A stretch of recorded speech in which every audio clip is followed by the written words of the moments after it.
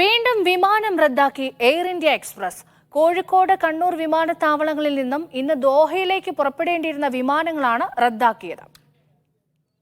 കോഴിക്കോട്, കണ്ണൂർ വിമാനത്താവളങ്ങളിൽ നിന്നും ഇന്ന് ദോഹയിലേക്ക് പുറപ്പെടേണ്ടിയിരുന്ന 2 എയർ ഇന്ത്യ എക്സ്പ്രസ് വിമാനങ്ങളാണ് റദ്ദാക്കിയത്. കോഴിക്കോട് നിന്നും രാവിലെ 9:35 പുറപ്പെടേണ്ടിയിരുന്ന IX 375 വിമാനവും കണ്ണൂരിൽ നിന്നും വൈകുന്നേരം 5:45 പുറപ്പെടേണ്ടിയിരുന്ന IX 773 വിമാനവുമാണ് ഷെഡ്യൂൾ ചെയ്ത ശേഷം റദ്ദാക്കിയത്. തുടർന്ന് യാത്രക്കാർ വിമാനത്താവളത്തിൽ പ്രതിഷേധിച്ചു. ദോഹയിലേക്കുള്ള 2 സർവീസുകൾ റദ്ദായതോടെ ഉച്ചയ്ക്ക് 12:35 ദോഹയിൽ നിന്നും കോഴിക്കോട്ടേക്കുള്ള സർവീസും രാത്രി 8:50 ദോഹ കണ്ണൂർ സർവീസും മുടങ്ങി. തിങ്കളാഴ്ചയും കോഴിക്കോട് ദോഹ, കൊച്ചി ദോഹ സർവീസുകൾ മുടങ്ങിയിരുന്നു. Media 1 Doha.